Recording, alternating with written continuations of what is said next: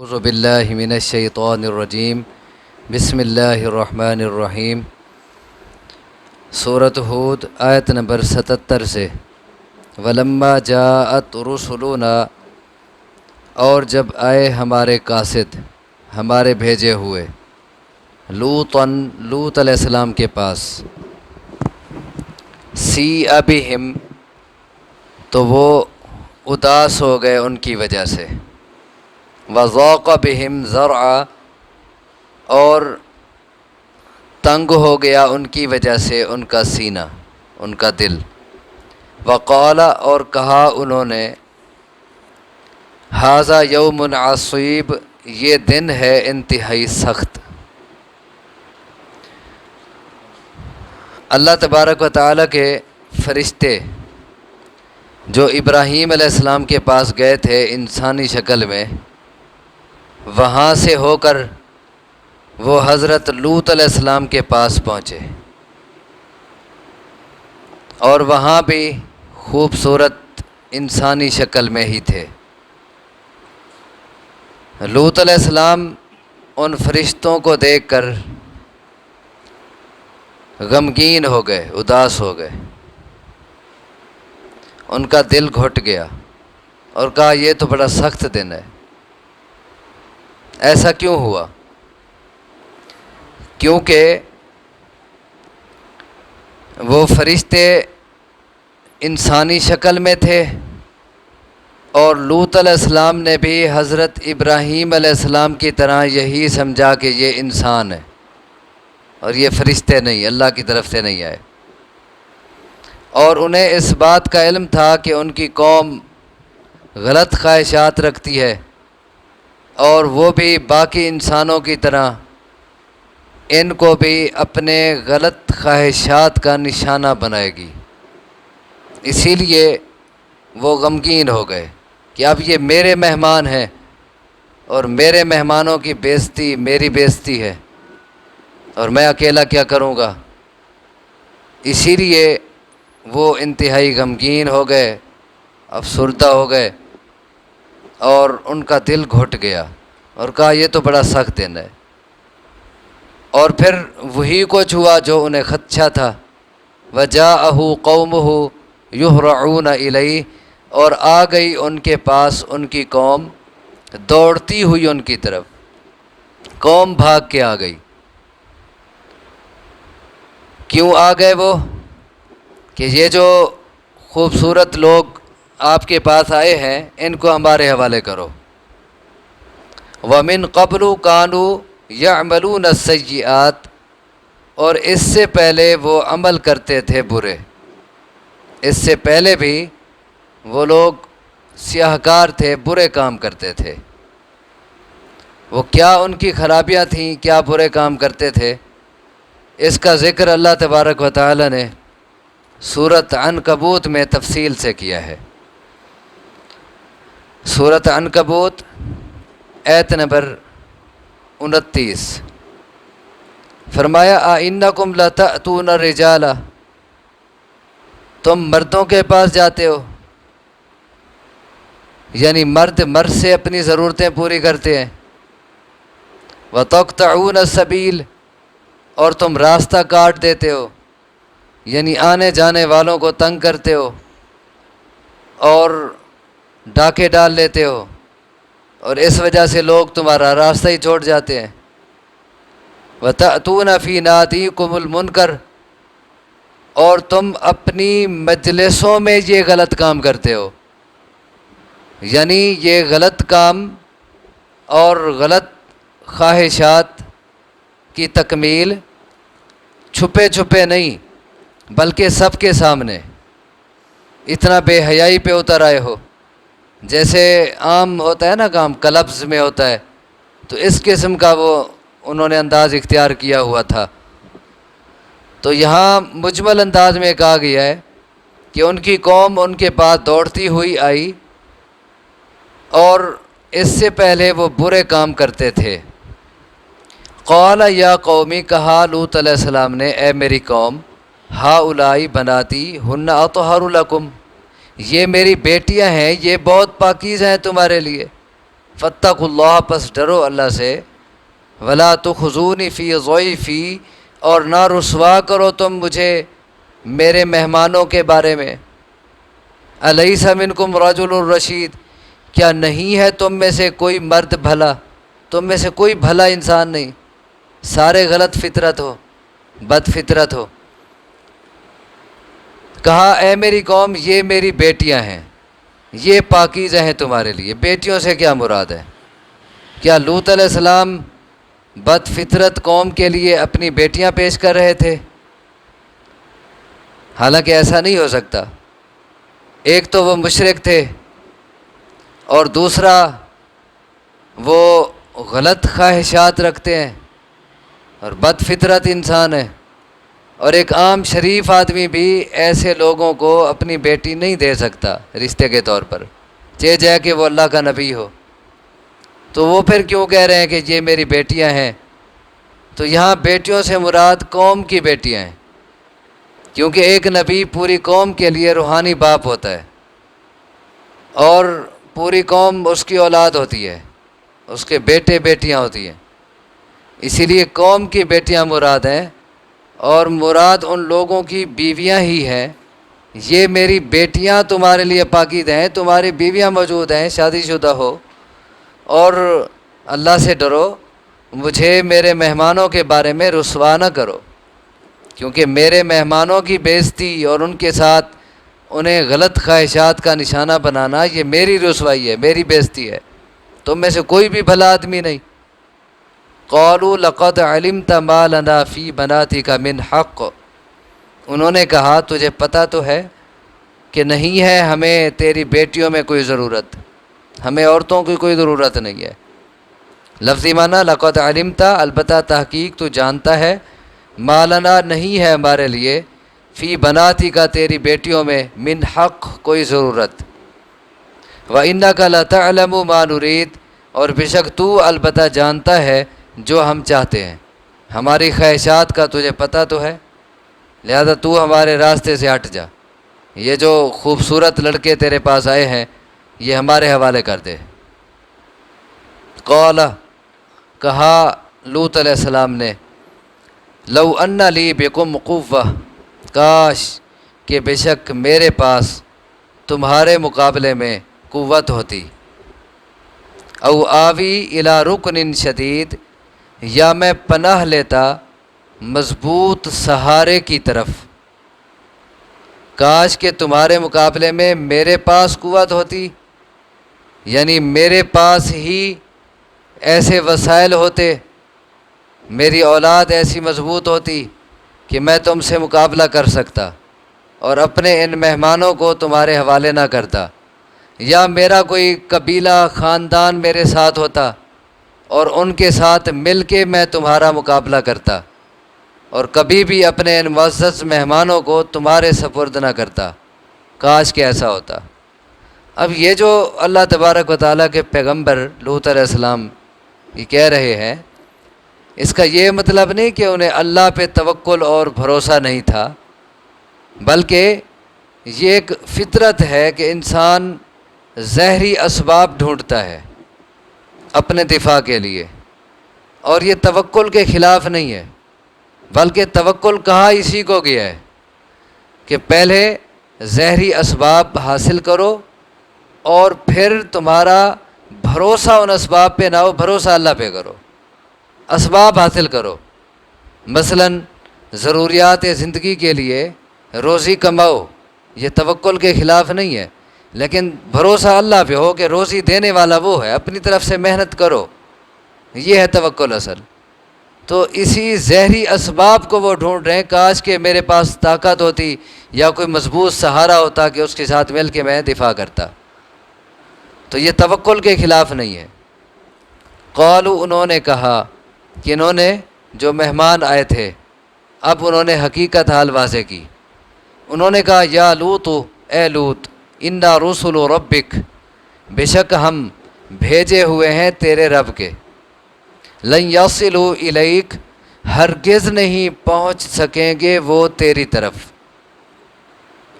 حالانکہ وہ تو مہمانوں کو حاصل کرنا چاہتے تھے، لیکن کہا یہ تیری طرف نہیں پہنچ سکیں گے، یعنی ہم تک پہنچنا تو دور کی بات ہے، یہ تجھے بھی نقصان نہیں پہنچا سکتے، کیونکہ وہ تو اکٹھے ہو گئے تھے نا ایک جلوس کی شکل میں، ساری قوم آ گئی اور کہا تو راستے سے ہٹ جا ورنہ تیری بھی خیر نہیں ہے، دھمکیاں دی ہوں گی، تو اسی لیے کہا تو گھبرا نہیں، ہم تیرے رب کے فرشتے ہیں، یہ تجھ تک نہیں پہنچ سکتے۔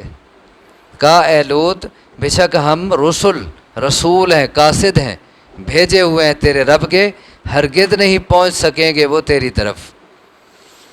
فَأَسْرِ بِأَهْلِكَ بِقِطْعٍ مِّنَ اللَّيْلِ۔ اچھا یہاں ذرا ٹھہر کے سوچیں کہ لوط علیہ السلام کتنا گھبرائے ہوئے ہیں، کتنا پریشان ہے۔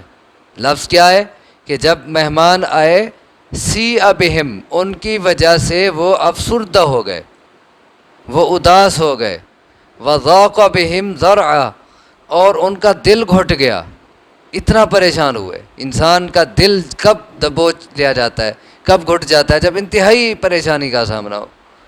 تو اب انہیں حقیقت حال کا پتہ نہیں ہے، اگر انہیں پہلے سے پتہ ہوتا کہ یہ آنے والے اللہ کے فرشتے ہیں تو وہ گھبراتے، پریشان ہوتے؟ وہ کبھی بھی پریشان نہ ہوتے، اور نہ ہی وہ یہ کہتے کہ کاش کہ میرے پاس طاقت ہوتی اور مضبوط سہارا ہوتا تو میں ان کا دفاع کرتا، تو وہ کبھی بھی ایسا نہ کہتے۔ انہیں پتہ ہی اس وقت چلا جب اللہ کے بھیجے ہوئے فرشتوں نے انہیں بتایا، تب اللہ کے نبی کو پتہ چلا، پہلے کوئی پتہ نہیں تھا۔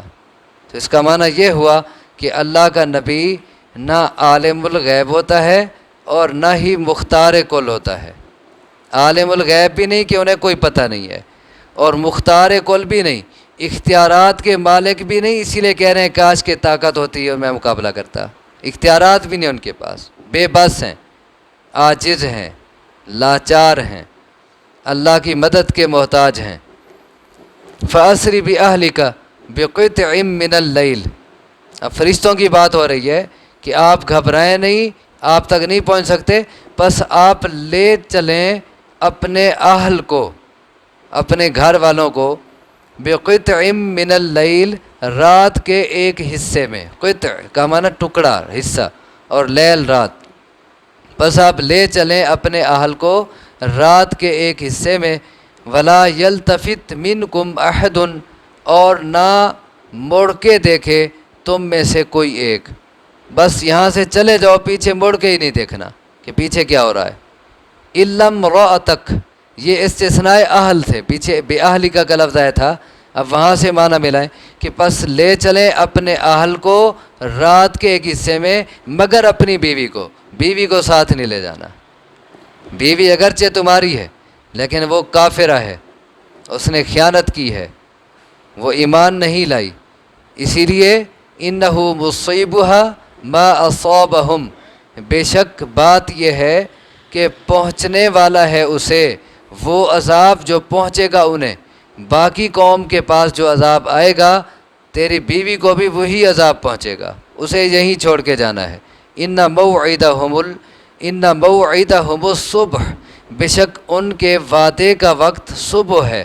أَلَيْسَ الصُّبْحُ بِقَرِيبٍ، کیا نہیں ہے صبح قریب؟ بس صبح ہوا ہی چاہتی ہے، کیونکہ یہ رات کے آخری حصے میں نکلے تھے۔ سورۃ قمر میں ہے نجیناہم بسحر، ہم نے ان کو سحری کے وقت نجات دے دی۔ سحری کا وقت کون سا ہوتا ہے؟ رات کا آخری حصہ ہوتا ہے، تو رات کے آخری حصے میں وہ اس علاقے سے نکل گئے، اور انہیں تسلی دی جا رہی ہے کہ بس ان کے عذاب کا جو وعدے کا وقت ہے وہ صبح ہے، اور صبح کیا قریب نہیں، بس آئی صبح، اور ابھی یہ ختم ہونے والے ہیں۔ فَلَمَّا جَاءَ أَمْرُنَا جَعَلْنَا عَالِيَهَا سَافِلَهَا وَأَمْطَرْنَا عَلَيْهَا حِجَارَةً مِّن سِجِّيلٍ مَّنضُودٍ مُّصَوَّمَةً عِندَ رَبِّكَ وَمَا هِيَ مِنَ الظَّالِمِينَ بِبَعِيدٍ، بس جب آ گیا ہمارا حکم تو ہم نے بنا دیا ان کے اوپر والے حصے کو ان کا نیچے والا حصہ۔ جب ہمارا حکم آن پہنچا یعنی عذاب کا وقت آ گیا تو ہم نے کیا کیا، اوپر والے حصے کو نیچے والا حصہ بنا دیا، یعنی ان کو اٹھا کے الٹا پٹخ دیا زمین پہ، اور جو اوپر والا حصہ تھا زمین کا وہ نچلا بن گیا، نچلا حصہ اوپر والا ہو گیا۔ اور اسی پہ بس نہیں، بلکہ وَأَمْطَرْنَا عَلَيْهَا حِجَارَةً مِّن سِجِّيلٍ مَّنضُودٍ، اور ہم نے برسائے ان پر پتھر پکی مٹی کے جو تہ بتہ تھے، ہم نے ان پر اوپر سے بارش برسائی۔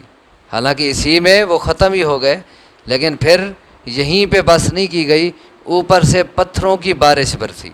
اور پتھر کس چیز کے تھے؟ من سجیل، پکی مٹی کے۔ مٹی کے پتھر کون سے ہوتے ہیں؟ مٹی کو بٹھے میں جب پکا لیا جائے اینٹ بن جاتی ہے، اور خصوصاً وہ اینٹیں جو سب سے نیچے ہوتی ہیں وہ کیا بن جاتی ہیں؟ کھنگر، وہ مراد ہیں۔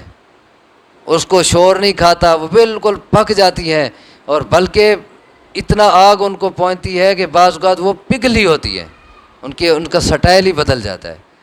تو وہ ہوتی ہے سجیل۔ تو پکی مٹی کے جو پتھر تھے نا، وہ ہم نے ان پر برسائے، اور وہ بھی کیسے؟ منضود، تہ بتہ، ان کی تہیں لگ گئیں ایک کے بعد دوسرا، اور جیسے ہوتی ہے نا کلاشن کی گولیاں ایک ترتیب سے چلتی ہیں، تو ایسے ہی موسلا دھار بارش ہوئی اور تہ بتہ پتھر آئے، اور اس طرح وہ قوم تہس نہس ہو گئی۔ مصومۃ عند ربک، وہ نشان زدہ تھے تیرے رب کے ہاں۔ وہ پتھر جو تھے نا وہ نشان زدہ تھے، ایک ایک پتھر کا نشانہ مقرر تھا، یہ مطلب ہے ایک ایک پتھر کا نشانہ مقرر تھا کہ کس کس بندے کو کس کس پتھر نے لگنا ہے، اور ہر بندہ اللہ کے نشانے پہ تھا، کوئی بھی اللہ کے نشانے سے بھاگ نہیں سکتا تھا۔ جب اللہ کا عذاب آ جائے کون بھاگ سکتا ہے؟ اسی بات کو اس کے ساتھ اور بھی عذاب تھے، وہ میں ابھی ذکر کرتا ہوں۔ یہ 2 عذاب یہاں ذکر ہوئے، اور صرف یہ 2 نہیں تھے۔ ایک اور جگہ آتا ہے سورۃ حجر آیت نمبر 67 سے اللہ تبارک و تعالیٰ فرماتے ہیں کہ وَجَاءَ أَهْلُ الْمَدِينَةِ يَسْتَبْشِرُونَ، کہ شہر والے خوش ہوتے ہوئے آئے۔ قَالَ إِنَّ هَؤُلَاءِ ضَيْفِي، لوط علیہ السلام نے کہا یہ میرے مہمان ہیں، فَلَا تَفْضَحُونَ، مجھے رسوا نہ کرو، وَاتَّقُوا اللَّهَ، اللہ سے ڈرو، وَلَا تُخْزُونَ، مجھے شرمندہ نہ کرو۔ قَالُوا أَوَلَمْ نَنْهَكَ عَنِ الْعَالَمِينَ، انہوں نے کہا کیا ہم نے تجھے روکا نہیں ہے جہان والوں سے؟ سب کے تحفظ کا ٹھیکہ تو نے لے رکھا ہے، چھوڑ ان کو، الگ ہو جا۔ قَالَ هَؤُلَاءِ بَنَاتِي إِن كُنتُمْ فَاعِلِينَ، کہا اگر کچھ کرنا ہی ہے تو میری بیٹیاں ہیں تمہارے پاس۔ اللہ تبارک و تعالیٰ فرما رہے ہیں حضرت محمد صلی اللہ علیہ وسلم سے، لَعَمْرُکَ، تیری زندگی کی قسم، اِنَّهُمْ لَفِي سَقْرَتِهِمْ يَعْمَهُونَ، بے شک وہ اپنے نشے میں اندھے ہو گئے، انہیں کچھ نہ سوچا، انہیں کسی بات کی پرواہ نہیں ہوئی۔ تو پھر کیا ہوا؟ فَأَخَذَتْهُمُ الصَّيْحَةُ مُشْرِقِينَ، جب سورج نکلا صبح کے وقت، انہیں ایک خوفناک آواز نے آ پکڑا۔ یہ تیسرا عذاب ہو گیا، 2 وہاں بیان ہوئے، خوفناک آواز نے انہیں آ پکڑا، یعنی ایک بہت بڑی کڑک بھی ہوئی، ساتھ دھماکہ ہوا، اور اس کے ساتھ ہی فَجْعَلْنَا عَالِيَهَا سَافِلَهَا، ہم نے اس کے اوپر والے حصے کو نچلا حصہ بنا دیا، وَأَمْطَرْنَا عَلَيْهِمْ حِجَارَةً مِّن سِجِّيلٍ، اور اوپر سے وہی پکی مٹی کے پتھروں کی بارش ہوئی۔ کتنا عذاب ہو گئے؟ 3 عذاب۔ ایک چوتھا عذاب بھی تھا، سورۃ قمر میں آتا ہے فَطَمَسْنَا أَعْيُنَهُمْ، جب وہ آئے نا مطالبہ کرنے کہ چھوڑ ان کو اور انہیں ہمارے پاس آنے دے، تو اللہ تبارک و تعالیٰ فرماتے ہیں فَطَمَسْنَا أَعْيُنَهُمْ، ہم نے ان کی آنکھیں مٹا دیں، اب انہیں وہ نظر ہی نہ آیا لوط علیہ السلام کا گھر کہاں ہے اور دروازہ کہاں ہے، ہم نے ان کی آنکھیں مٹا ڈالیں۔ اور اس کی تفسیر 2 طرح کی گئی ہے، ایک تفسیر یہ کی گئی ہے ان کی آنکھیں مٹا ڈالیں، یعنی جیسے باقی چہرے کا حصہ ہوتا ہے نا، یہ آنکھوں کا چیر اور سوراخ ہی نہ رہا، سیدھا چہرہ بن گیا۔ ایک تفسیر تو یہ ہے، اور دوسرا بعض نے یہ تفسیر کی ہے کہ ہم نے ان کی آنکھیں مٹا ڈالیں، یعنی ان کی بینائی ختم کر دی، ان کو اندھا کر دیا۔ 4 قسم کے عذاب ان پر آئے۔ جرم کیا تھا؟ ایک تو وہ مشرک تھے، اور دوسرا بد فطرت، ایسا کام جو اللہ کی اور کوئی مخلوق نہیں کرتی، پوری مخلوق جو ایسا کام نہیں کرتی، اور وہ انسان ہو کے ایک ایسا کام کر رہے تھے کہ ایک مرد سے اپنی ضرورت پوری کرے۔ تو اللہ تبارک و تعالیٰ نے انہیں اندھا کر دیا، ایک خوفناک کڑاک آئی اور ان کو اٹھا کے الٹا پٹخ دیا زمین پہ، اور یعنی زمین میں دھنس گئے، اور اس کے ساتھ اوپر سے پتھروں کی بارش ہوئی۔ اللہ تبارک و تعالیٰ فرماتے ہیں آخر میں وَمَا هِيَ مِنَ الظَّالِمِينَ بِبَعِيدٍ، اور نہیں ہے وہ پتھر ظالموں سے کوئی دور۔ وہ پتھر جو ان پہ برسے تھے اور ظالموں سے بھی وہ پتھر دور نہیں ہے، اللہ کی طرف سے وہ پتھر اور ظالموں پر بھی آ سکتے ہیں۔ دوسرے لوگ بس یہ ایک ناول کے انداز کے سن کے اور دلچسپی لے کے اور ایک کان سے سن کے دوسرے کان سے نکال کے نہ رکھے چلے جائیں، وہ بھی ایسے ظلموں سے بچائیں اپنے آپ کو۔ یہ پتھر ظالموں سے دور نہیں ہے، اوروں پر بھی برس سکتے ہیں۔ ایک مفہوم تو یہ ہے اس کا، ہیا ضمیر کا مرجع ہم نے بنایا حجارہ، نہیں ہے وہ پتھر، وہ حجارہ کا لفظ اوپر آیا ہے، مؤنث سے آخر میں تا کھڑی ہے، اور ہیا ضمیر بھی مؤنث ہے، نہیں ہے وہ پتھر ظالموں سے دور، ایک مفہوم۔ دوسرا، ہیا ضمیر کا مرجع یعنی ہیا ضمیر سے مراد بستی بھی ہو سکتی ہے، کہ وہ بستی کس کی؟ لوط علیہ السلام کی بستی ظالموں سے کچھ دور نہیں ہے۔ یہ مکہ کے مشرک ظالم جو ہیں یہ اس بستی سے گزر کے جاتے ہیں، جب تجارت کے لیے سفر کرتے ہیں تو وہاں سے گزر کے جاتے ہیں، اس بستی کے کھنڈرات اب تک موجود ہیں، یہ دیکھتے ہیں وہ بستی ان ظالموں سے کچھ دور نہیں ہے، اور پھر بھی یہ عبرت نہیں لیتے، انہیں عقل نہیں آتی۔ اللہ سے دعا ہے مجھے آپ کو سمجھنے کی عمل کی توفیق عطا فرمائے۔ اقول قولی ھذا واستغفر اللہ لی ولکم وآخر دعوانا ان الحمد للہ رب العالمین۔